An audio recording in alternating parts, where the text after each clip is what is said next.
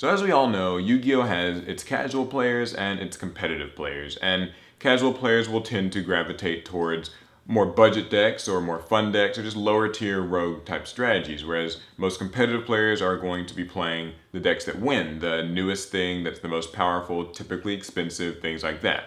Well, a sort of growing trend that I've seen, and it's actually really been happening for a really long time, is, I've got a Facebook page, I got a Twitter page, shameless plug, follow those. But the important thing here is I make posts and sometimes I'll just say sort of my thoughts on a specific deck. And I'll get these comments where it's kind of just somebody like hating on a specific deck because it's a meta deck. Not necessarily because the deck itself is, annoying to face or anything like that. It's just kind of because it's a meta deck, like this deck is bad or this deck is boring or it's lame. So, prime example, right? If you even mention liking Zodiacs in any way, like, hey, I'm gonna tech the Zodiac engine in whatever my other fun deck is. I'm gonna tech it in this Performapal deck, right? You get this myriad of people who are just gonna be like, oh, that's, sheep, Zodiacs are overpowered and they're boring, and you're just like everybody else, blah, blah, blah, blah, blah, you're a follower.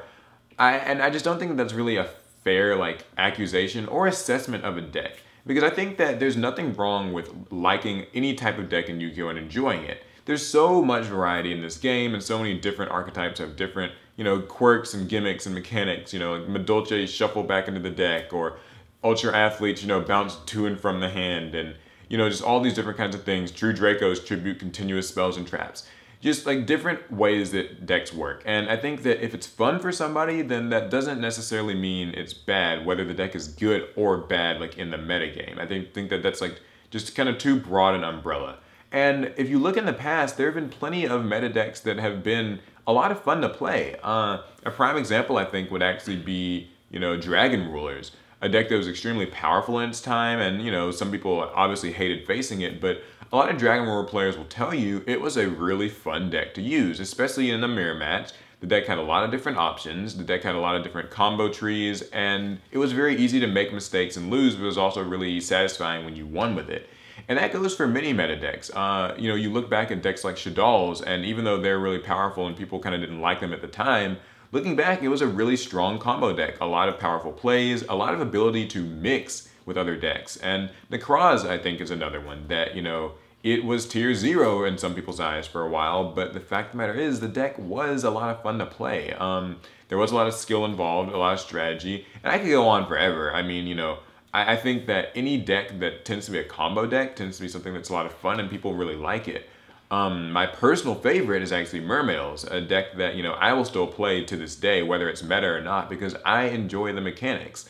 And I think that it gets a little bit out of hand when people stop assessing a deck for its strengths or its interesting concepts, and they just sort of go on the basis of it's lame because it's a competitive deck, it's a meta deck, and it's just what everyone's playing.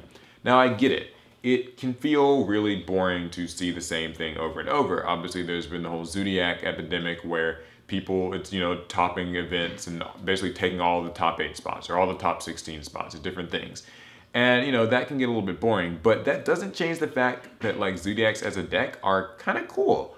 It's not my favorite thing, but I think it's kind of neat that they have the whole rank up mechanic built into them, not really needing a spell, just sort of ranking over on one another.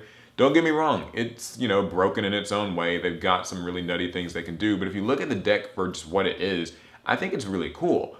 And, I don't like the thought that maybe, just maybe, there's a kid out there who isn't super competitive, he just goes to locals, and maybe he just likes Zodiacs because he thinks they're interesting. Wow, go figure, An archetype based off of Zodiac signs and animals, and, they have weapons. Maybe he likes it for that reason.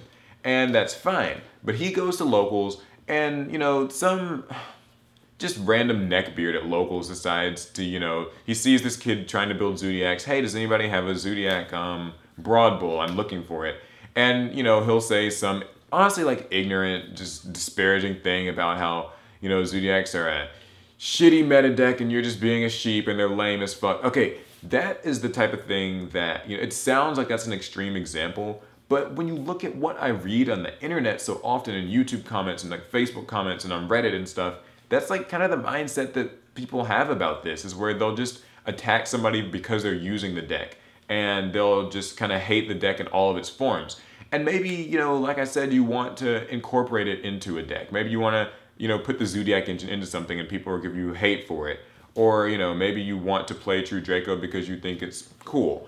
I actually was really interested in True Draco at the start. Not because I really knew how strong of a deck it was, because I just thought, wow, this is actually kind of a neat concept. It's Worms, which is a type that I've been really interested in.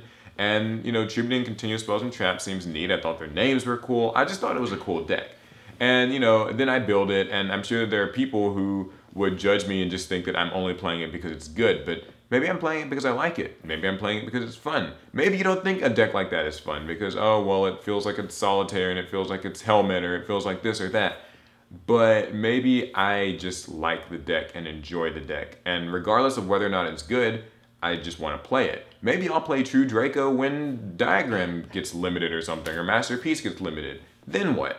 And you know, that's kind of like a hypocritical point of view, because there are going to be people who want to play a deck even post-mortem, and it's just so awful to think that, you know, you'll get called, you know, a sheep and like all this stuff, brainwashed meta whore because you're playing Zodiacs, but then like if you're playing them after a bunch of things get limited or banned, you still get crap for it. So I don't know. That's just my thing. I know that it's not really anything that's going to change, but it's something that I think isn't really a fair accusation.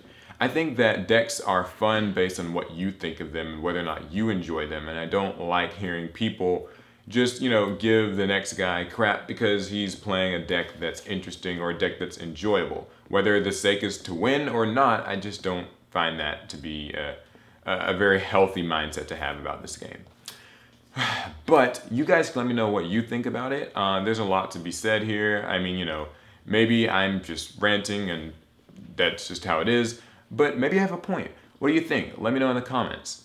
Anyway, that's going to be it. I hope you guys liked the video. I've been uploading a video every single day this summer. In fact, 2 on some days even. So subscribe to make sure you don't miss it. Thumbs up if you agree with me. Also, if you want to get your own Team APS shirt, you can pick one up in the comments, description. There's a link to it.